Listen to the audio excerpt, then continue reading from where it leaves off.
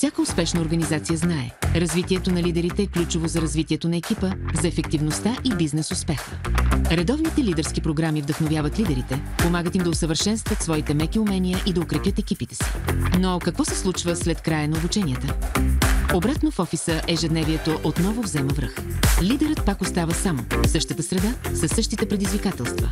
Чудейки се, движа ли се в правилната посока, как да водя екипа си напред? Дали изобщо постигаме целите си? Има и по-ефективен начин. Представяме ви Blended Leading, лична подкрепа, подсилена с изкуствен интелект, там, където лидерите работят. Създадено да разпознава културата и лидерския модел в организацията, както и да ви развива стъпка по стъпка.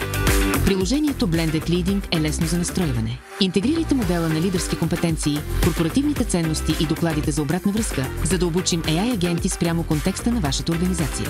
Инсталирайте приложението в Microsoft Teams, настройте го и персонализирайте.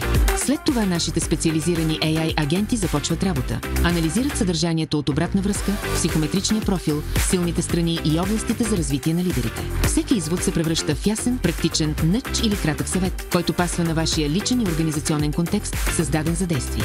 За лидерите това е край на общите приказки. Те получават персонализирана лична подкрепа.